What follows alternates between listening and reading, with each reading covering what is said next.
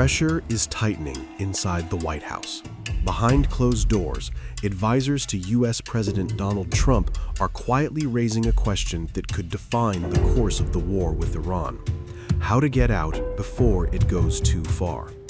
Sources close to the president say several senior aides are urging Trump to begin crafting an exit strategy now, before the conflict turns into a long, grinding war with heavy political costs.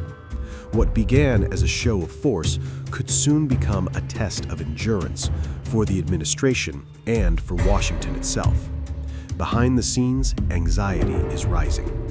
The economic shockwaves of the war are already being felt, with oil prices surging past $100 a barrel, fueling fears that soaring fuel costs could ignite anger among American voters. And the political risks are growing just as fast. According to a report by the Washington Post, advisors are warning that if the conflict drags on, public support could erode, and the fallout could weaken the administration at a critical moment in Washington's political battles. In other words, the longer the war lasts, the higher the stakes become. Some officials have suggested the White House frame the military campaign as largely successful and use that momentum to justify a controlled withdrawal. Their argument: declare victory and avoid a drawn-out war. But Trump has sent mixed signals. Speaking to reporters in Florida, the president said the military campaign was moving faster than expected. He claimed the operation was way ahead of schedule and suggested the war could end soon. Even as pressure builds behind the scenes, President Donald Trump has made one thing clear: escalation remains firmly on the table. The president has warned that the United States could launch additional strikes on Iranian targets if Tehran attempts to disrupt global oil supplies through the Strait of Hormuz, a narrow waterway that carries a significant share of the world's energy. For Washington, the message is unmistakable.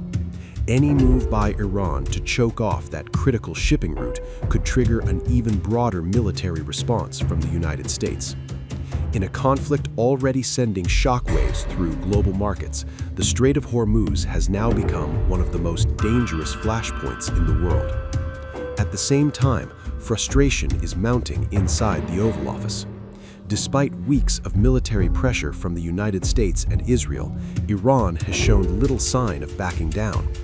President Trump has openly criticized Tehran's leadership, including the controversial appointment of Mojtaba Khamenei as Iran's new supreme leader following the death of his father, Ali Khamenei.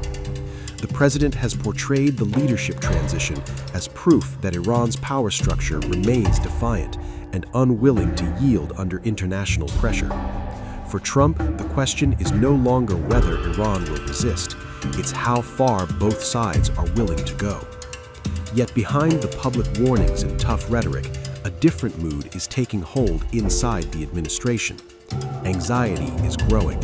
Senior advisors increasingly fear that if the conflict stretches on, the consequences at home could become just as dangerous as the battlefield abroad.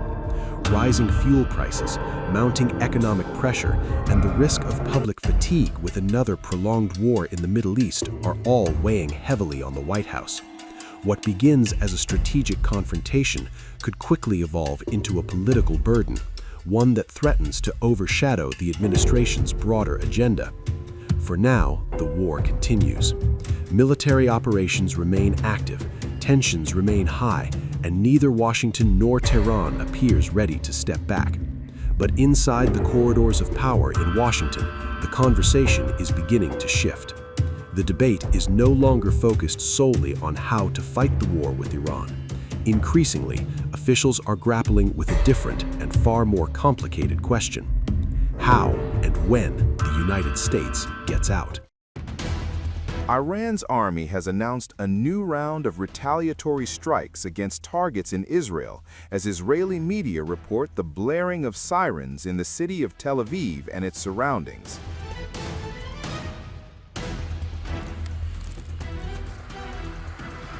Iranian army issued a statement on Tuesday announcing targeting of oil and gas refineries as well as fuel storage tanks in the occupied port of Haifa. The reprisal, the statement noted, took place using attack drones. The retaliation came in response to the attack on Iran's oil depots, it read.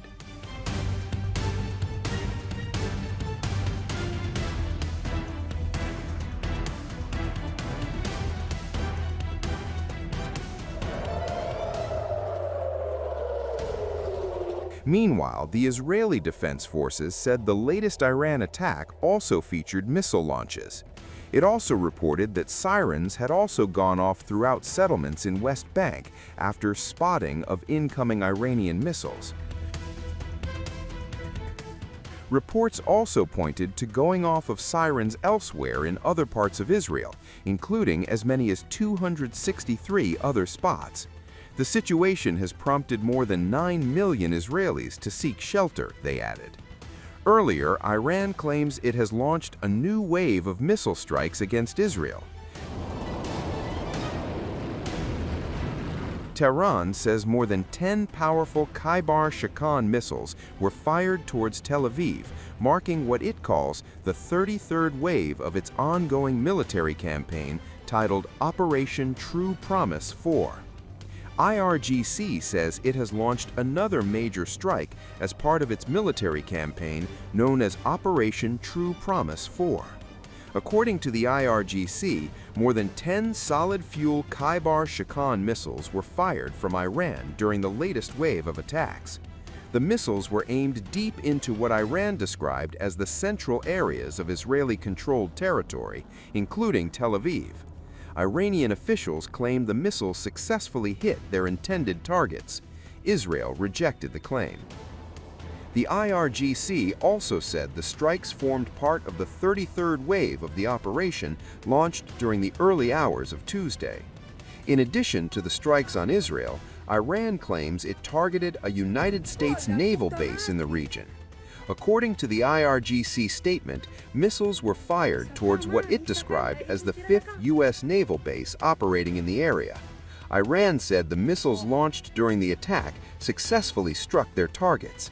The latest barrage comes as Iranian officials signal a more prolonged confrontation with Washington.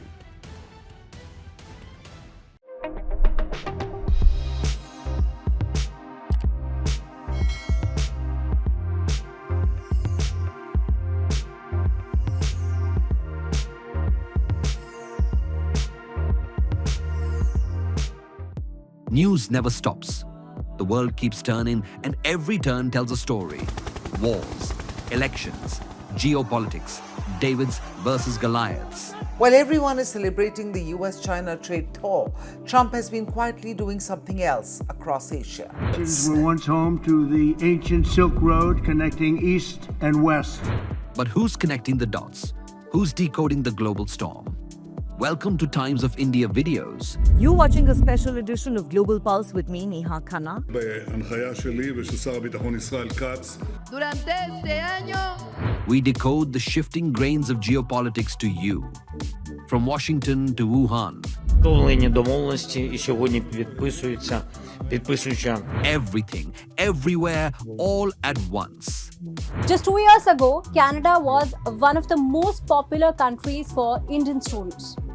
From Davos to Delhi, we track the decisions that move markets, shift policies, and shape the future.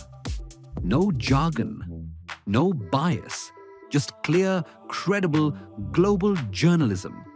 Because understanding the world doesn't have to be complicated, it just has to be smart. And that's what we do best. At Times of India videos, we don't just tell stories, we build perspective. We connect the dots between what's global and what's personal, what's happening out there, and what it means for you. It's fast. It's fearless. It's making sense of the changing world order. Times of India videos. Because your worldview is just a tap away.